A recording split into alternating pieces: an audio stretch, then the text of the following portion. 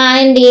ఈ రోజు మా ఇంట్లో నేను ఏం చేశానో చూపిస్తున్నాను. మనం ఎప్పుడు ఇంట్లో చేసుకునే తోటకూర పప్పునే కొంచెం రుచిగా ఎలా చేయాలో చూపిస్తాను. మా ఇంట్లో ఈ పప్పు చేసిన రోజు మాత్రం అన్నం ఇంకొంచెం ఎక్కువే తింటారండి. ఈ విధంగా చేయండి, మిమ్మల్ని మెచ్చుకోకుండా ఎవరు ఉండలేరు. ఎలా చేయాలో వీడియోలో చూద్దాం. కుక్కర్లో 1.5 టీ గ్లాస్ పెసరపప్పు తీసుకున్నానండి. బాగా వాష్ చేసుకున్న తరువాత కడిగిన ఒక కట్ట ఫ్రెష్ తోటకూర ఈ విధంగా కట్ చేసి వేసుకుంటున్నాను. అలాగే 3 టమాటాలు కూడా వేసుకోండి. చిటికెడు పసుపు, 1/2 టేబుల్ స్పూన్ ఆయిల్ వేయండి. అలాగే తగినంత వాటర్ పోసి కుక్కర్ మూత పెట్టి 5 విజిల్స్ వచ్చే వరకు ఉడకనివ్వండి. ఈ లోపు కడిగి నానబెట్టుకున్న బ్రౌన్ రైస్ ని కూడా స్టవ్ పై పెట్టుకుంటున్నాను. పప్పు ఉడికే లోపు నేను పప్పులో వేయడానికి క్యాప్సికమ్, క్యారెట్, ఆనియన్ ని కట్ చేసుకుంటున్నాను.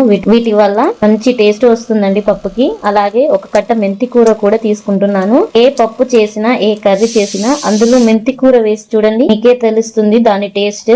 పప్పులో కారం వేయడం కోసం పచ్చిమిర్చి, గుప్పెడు వెల్లుల్లి వేసి మిక్సీ పట్టుకుంటున్నాను. ఈ లోపు మనకి పప్పు ఉడికింది. ఒక గంటతో పప్పుని మెదుపుతూ కలుపుకోండి. ఇప్పుడు నేను పోపు పెట్టుకుంటున్నాను. ఒక కడాయిలో ఆయిల్ వేసుకొని ఆయిల్ వేడెక్కిన తర్వాత జీలకర్ర, ఎండుమిర్చి, అలాగే నేను కట్ చేసుకున్న వెజిటేబుల్స్ అన్ని వేసి ఒక 50% ఫ్రై చేసుకున్నానండి. ఇలా ఫ్రై చేసుకున్న తర్వాత మెంతి కూర, కరివేపాకు, పసుపు వేసుకొని బాగా ఫ్రై చేసుకోండి. ఇప్పుడు మనం ముందే మిక్సీ పట్టి పెట్టుకున్నాం కదా, గ్రీన్ చిల్లీ వెల్లుల్లి పేస్ట్ వేసుకొని పచ్చి వాసన పోయేంత వరకు ఫ్రై చేయండి. ఈ విధంగా ఫ్రై అయిన తర్వాత మనం ఉడికించుకున్న తోటకూర పప్పు వేసుకొని టేస్ట్ కి సరిపడా సాల్ట్ వేసి బాగా కలుపుకొని మంటను మీడియం ఫ్లేమ్ లో పెట్టి 1 మినిట్ పప్పును బాగా మరగనివ్వండి.